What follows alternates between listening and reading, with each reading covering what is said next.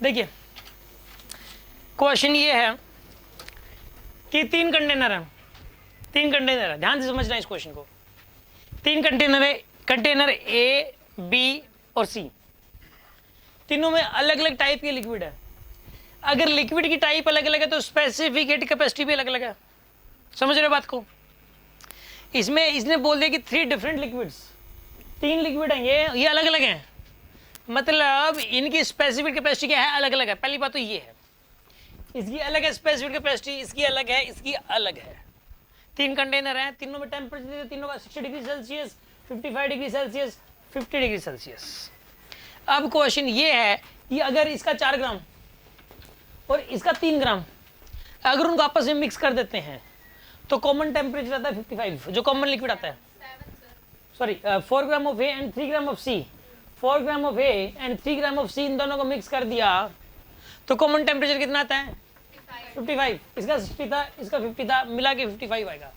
ये आप ये मत सोचना सर बीच की वैल्यू आ गई है तो फिर इसका मतलब हमेशा बीच की वैल्यू आएगी, ऐसा जरूरी नहीं है।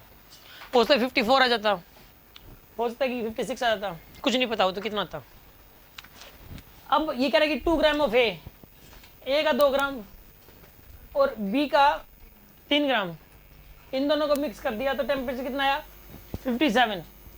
आपको ये बताना है कि अगर equal mass of B and C मिला दे तो टेम्परेचर क्या होगा। Equal mass of B and C मतलब इसका मास कुछ भी ले लो, 10 ग्राम ले लो, इसका भी 10 ग्राम ले लो, उनको मिला दो तो ऐसे केस में कॉमन टेम्परेचर क्या आएगा। क्वेश्चन ये है, अब ध्यान से सुनो। इसके अंदर प्रॉब्लम क्या कर रखी है, इसने स्पेसिफिक हीट कैपेसिटी नहीं दे रखी। क्या नहीं दे रखा आपको, जिसकी मोस्ट इंपॉर्टेंस है यहाँ पे, सबसे ज्यादा जरूरत है जिसकी, स्पेसिफिक कैपेसिटी नहीं दे रखी।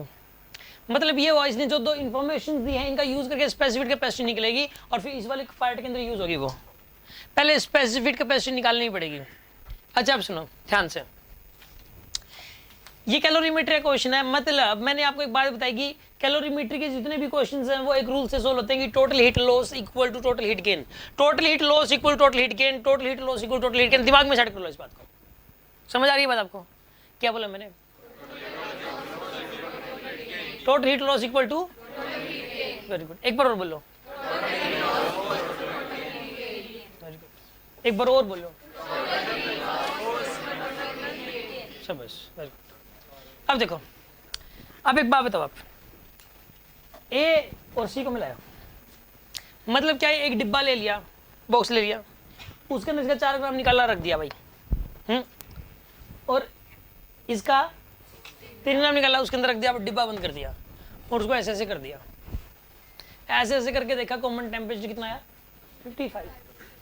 अब इस बात का यूज करके हमें एक इक्वेशन बन जाएगी। इस बात का यूज करके देखो वो इक्वेशन क्या बनेगी, total heat loss equal total heat gain. इसमें एक बात बताओ, इन दोनों में से मिलाने वाले एलिमेंट है 2, इस तीसरे कोई रोल, इसका तो कोई रोल ही नहीं है बीच वाले का, तो इसको साइड में कर दो।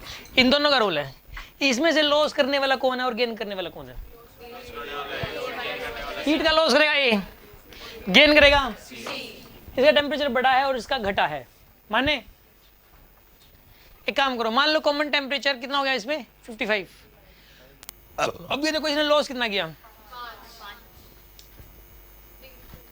अरे टेम्परेचर के लॉस की बात नहीं हो रही, हीट के लॉस की बात हो रही है, हीट के लॉस की। वो जो total heat loss total heat gain है ना, उसके अंदर वो हीट है, टेम्परेचर नहीं है।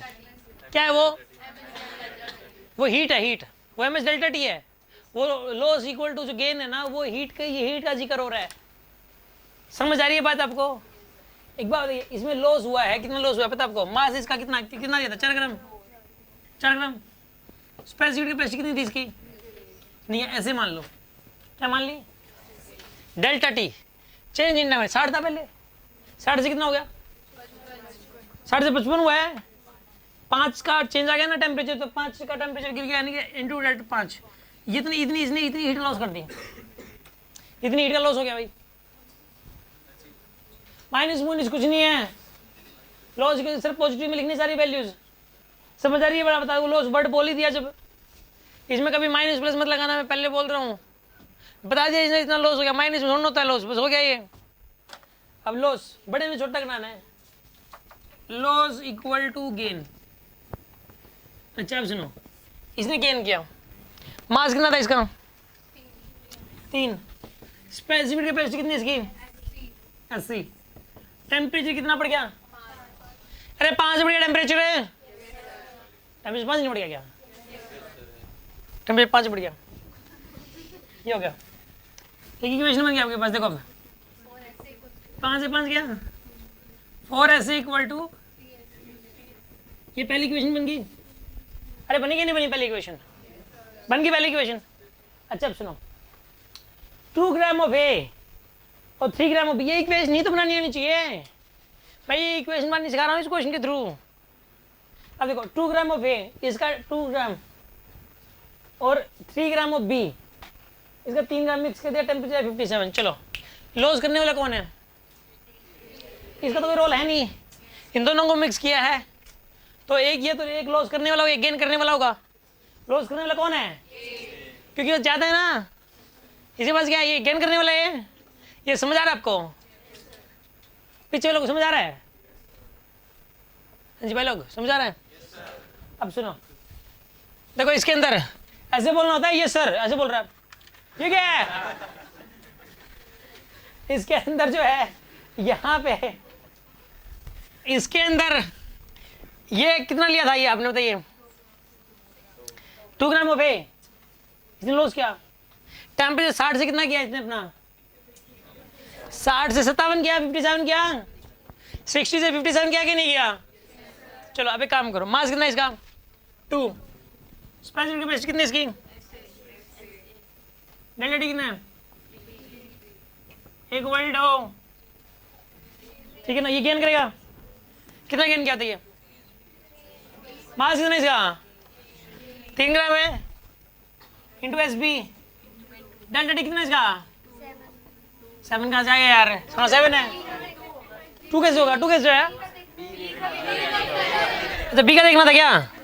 मैं इसका देखने लग गया था, इसका देखना था ना भाई। टेम्परेचर 55 था, 55 से बढ़ के कितना हो गया? तो राइज कितना हुआ? ये loss equal to gain, loss equal to gain, ये 3 से 3 क्या, 2 से 3 ऐसे इक्वल टू क्या आ गया? एस बी आ गया। अब एक काम करो, बी एंड सी, तो एक काम करो बी को भी और एस सी की टर्म्स में लिख लो। देखो एस बी तो एस ए के बराबर है ही, यहाँ से बताइए एस सी की वैल्यू कितनी चाहिए? एस सी की वैल्यू 4/3, ये एस सी की वैल्यू आ गई। अच्छा अब सुनो, equal mass of B and C are mixed, B और सी के इक्वल मास मिक्स कर दिए। अब बताओ इसको हटा दो, इनमें लॉस करने वाला कौन है? इन दोनों में लॉस करने वाला कौन है? बी ना? लॉस करने वाला कौन है? शाबाश। और गेन करने वाला कौन है? इसने लॉस कितना किया बताओ? अब इसका मास एम मान लो, इसका एम मास मिक्स किया, तो बताओ मास एम क्या क्या यहाँ पे? एस एस बैग है ना? टेम्परेचर बताइए इसका, मान लो टेम्परेचर, कॉमन टेम्परेचर पूछा इसने, तो टेम्परेचर पता है 55 और 50 के बीच का आंसर आएगा। मानते कि नहीं मानते? आंसर आएगा 50 और 55 के बीच का, मतलब ये तो 52 है या 53 है, 54 है, कुछ बीच का आएगा, 52.5 है, बीच का है कुछ ना कुछ। आंसर तो 50 और 55 के बीच में है। अगर ऑप्शंस में कहीं 50 से कम दे रखा है तो वो नहीं है आंसर, और 55 के बाद का दे रखा है तो वो भी आंसर नहीं हो सकता। मानते कि नहीं मानते? मान लो टेम्परेचर टी हो गया, जो कि किसके बीच का है? यहाँ पे 50 से बड़ा है और 55 से, एक मान लो टी टेम्परेचर है, कॉमन टेम्परेचर। अब बताओ इसने कितना लॉस किया? m into S B into temperature का इसका 55 माइनस टी, कितना टेम्परेचर इसका? इतना ही लॉस हुआ है। टी की वैल्यू आप 52 मान के चलो एक बार माइंड में ऐसे ही, ताकि ये रहे ना कि को बड़ा घटाना है, किसी में से घटाना है, तो 55 में से यानी 52 घटाओगे एक प्रकार से, 3 बचेगा, तो चेंज 3 लिखोगे आप, इतना घट गया टेम्परेचर। तो m into S B into delta T, इतना लॉस हुआ। अब इसने गेन किया, इसने गेन कितना क्या बताओ? कितना गेन किया इसने? मास एम, स्पेसिफिक कैपेसिटी कितनी है इसकी? S C, rise in temperature कितना हो गया?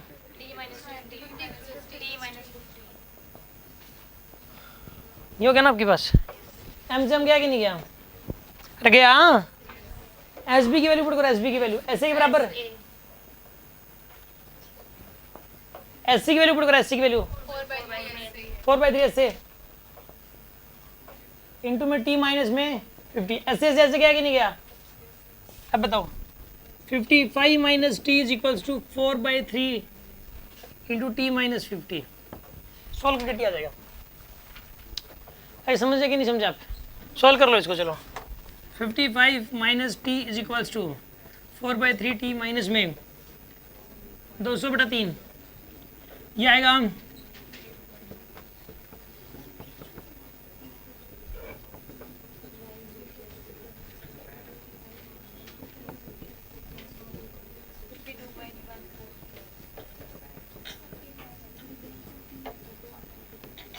52 पॉइंट क्या आएगा डिग्री सेल्सियस में आ जाएगा। समझ में आ गया आपको ये?